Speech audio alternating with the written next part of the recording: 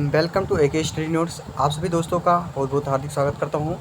आज आप लोगों के लिए बीए तृतीय सेमेस्टर 2022 यानी भौगोलिक विचारधाराएं प्रथम प्रश्न पत्र का कुछ ऐसा अति लघु 3 प्रश्न महत्वपूर्ण टॉपिक लेके आया हूँ आप लोगों के बीच में, जो भूगोल का पहली वीडियो है आपके लिए और अभी तक आपके लिए सबसे महत्वपूर्ण वीडियो मैं आपको दे रहा हूँ।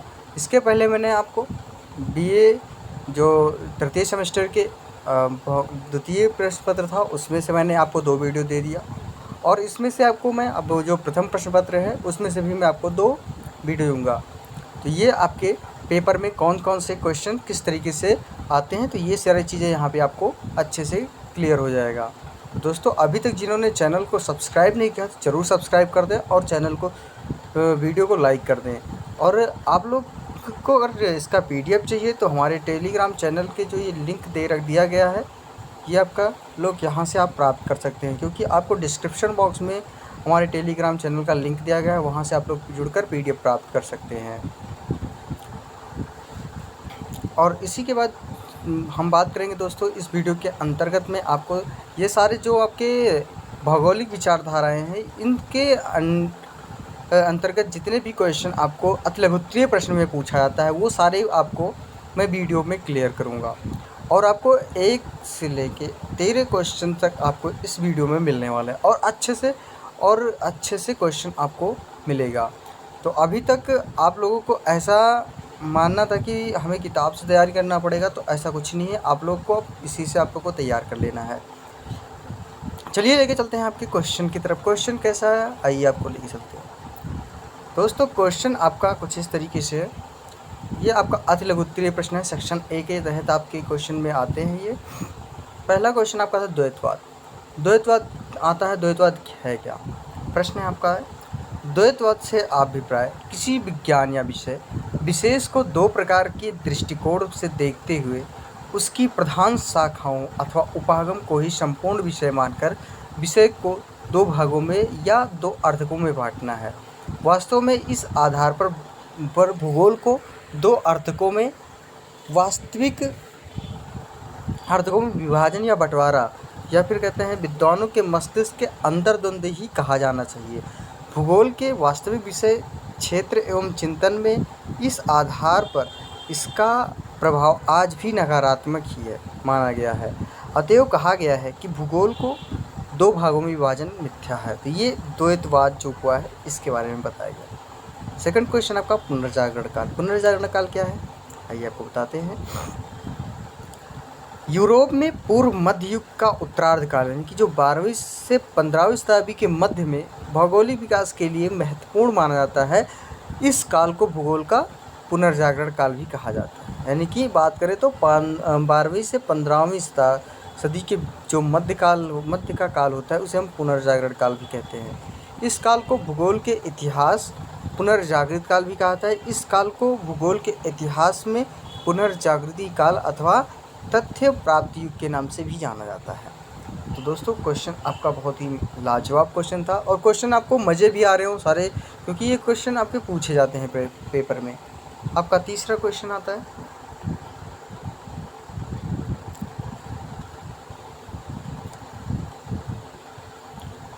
तीसरा क्वेश्चन आपका नवनिश्चयवाद। बहुत ही महत्वपूर्ण क्वेश्चन है। क्वेश्चन बहुत लाजवाब आपके लिए लेके आए हैं दोस्तों। उत्तर में आपका वर्तमान समय में भूगोलवेत्ता जिस विचारधारा को मानते हैं वह नवनिश्चयवाद की है। ग्रिफिथ टेलर ने इसे वैज्ञानिक निश्चयवाद या रुको और जाओ निश्चयवाद बताया है। नवनिश्चयवाद की मान्यता कि ना तो प्रकृति की है ही मनुष्य का पूरा नियंत्रण है और ना मनुष्य की प्रकृति का विजेता है। दोनों का एक दूसरे से क्रियात्मक संबंध है।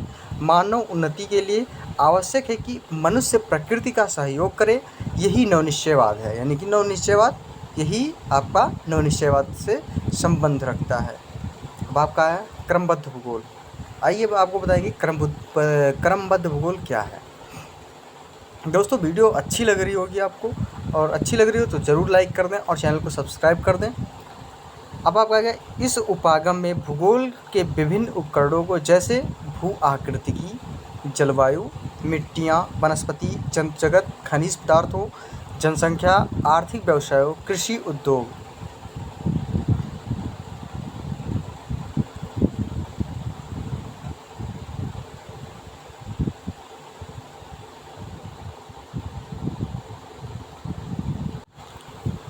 उद्योग, परिवहन, व्यापार आदि का अध्ययन समस्त पृथ्वी भर के लिए होता है। इसमें प्रत्येक प्रकरण या तत्व सम्मिश्रण का विश्लेषण होता है और संसार में इसके वितरण के क्षेत्रों या प्रदेशों को सीमांकन किया जाता है। संक्षेप में अगर बात करें तो क्रमबद्ध वर्गीकरण की रीति में प्रत्येक भौगोलिक तत्व का तत्व सम्मिश्रित के गुणों और विशेषताओं को विश्लेषण होता है तथा संसार में उसके वितरण के प्रदेश भी समझाए जाते हैं। इस तरीके से आपका क्रमबद्ध भूगोल है।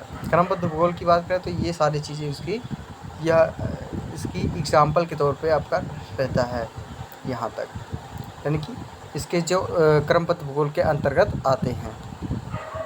अब आपका आता है संभववाद। संभववाद में क्या पूछा गया आपका, संभववाद के संस्थापक वाई.डी. लाप्लास थे, यानी कि संभववाद के संस्थापक माने जाते हैं वो वाई.डी. लाप्लास थे। संभववाद के अनुसार प्रकृति के मनुष्य के सामने कई संभावनाएं रखती हैं जिसमें मनुष्य अपनी आवश्यकता अनुसार चयन करता है और उसका उपयोग करता है।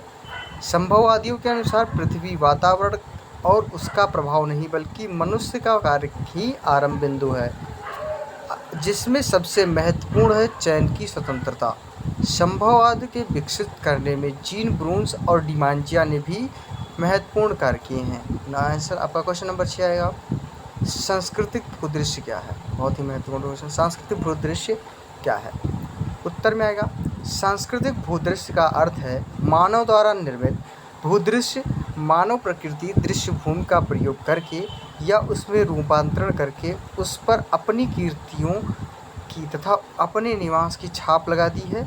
मानव की कीर्तियों सहित जो भूदृश्य बनाता है उसे सांस्कृतिक भूदृश्य कहते हैं, यानी कि जो मानव की कीर्तियाँ सहित जो भूदृश्य बनता है उसे हम क्या कहते हैं, सांस्कृतिक भूदृश्य कहते हैं। सांस्कृतिक भूदृश्य उसी को कहा जा सकता है जहाँ पर मानव द्वारा किया गया रूपांतरण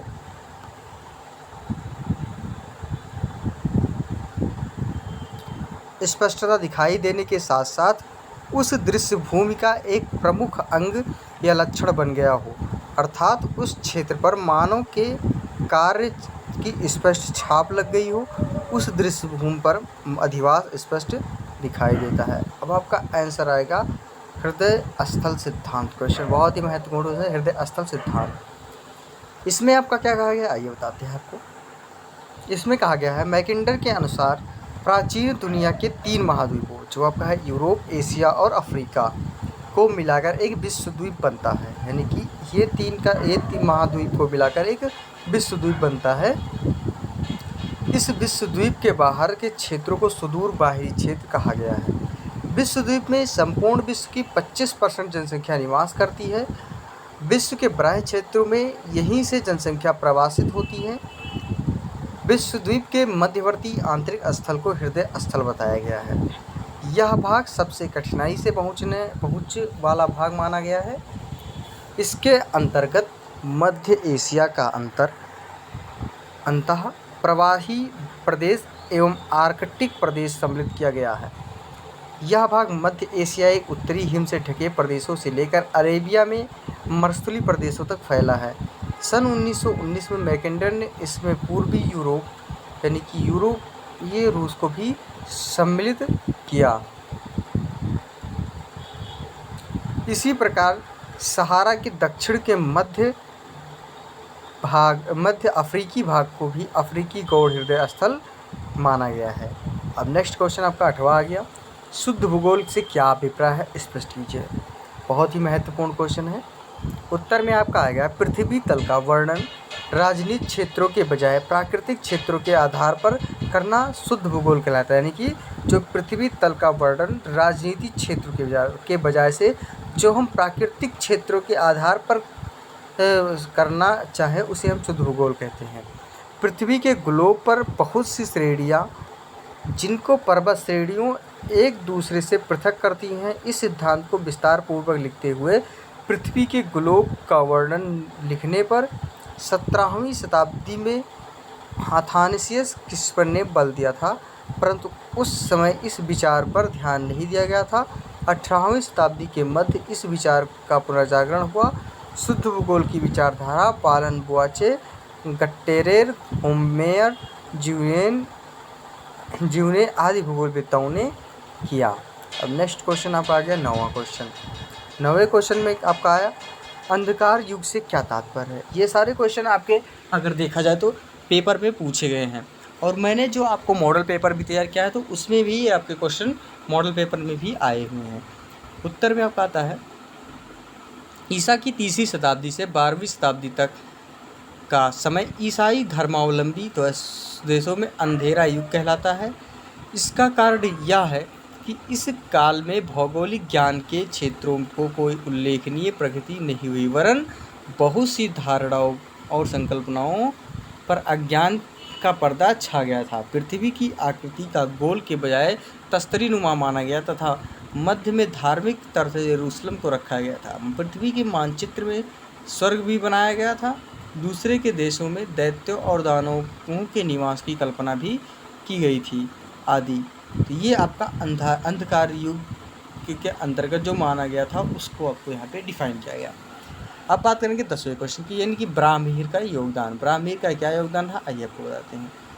वो बराहमीर एक प्रसिद्ध खगोलवेत्ता थे।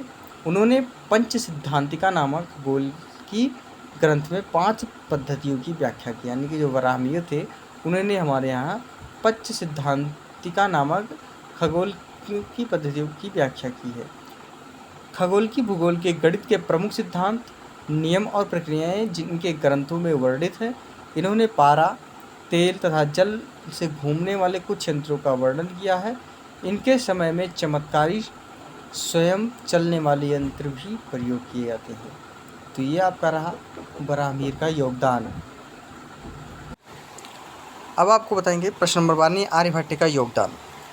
आर्यभट्ट के योगदान में आपको आर्यभट्ट ने सर्वप्रथम बताया कि सूर्य ग्रहण व चंद्र ग्रहण पृथ्वी व चंद्रमा को छाया के द्वारा इसने पाई का मान बताया। पृथ्वी की परिधि की माप का अनुमान लगाया। सूर्य स्थिर तथा पृथ्वी सूर्य का चक्कर लगाती है। इनकी प्रमुख रचना आर्यभट्टियम, यानी कि आर्यभट्ट जी का जो रचना था वो आर्यभट्टियम था। इसमें आपका भारत के सर्वप्रथम प्रक्षेपित उपग्रह का नामकरण भी आर्यभट्ट के नाम पर किया गया। सर्वप्रथम आर्यभट्ट ने बताया था कि पृथ्वी अपनी धुरी पर घूमती है, जिसके कारण दिन व रात होती है। यानी आर्यभट्ट ने बताया कि पृथ्वी जो थी वो अपने धुरी पर घूमती है, जो कि वो अपने धुरी के कारण ही दिन और रात होने की जो रात होती है इसी का मुख्य कारण बताया गया था। 13वां क्वेश्चन आपका था क्षेत्रीय विभिन्नता की अवधारणा। क्षेत्रीय विभिन्नता की अवधारणा का विश्लेषण जर्मन भूगोलवेत्ता हमबोल्ट, रिटर तथा क्रिस्टोफेन के अध्ययनों से में मिलता है। अब हैटनर ने क्षेत्रीय विभिन्नता को स्पष्ट करते हुए लिखा था, भूगोल पृथ्वी के क्षेत्रों का ज्ञान है और ये क्षेत्र एक दूसरे से भिन्न होते हैं।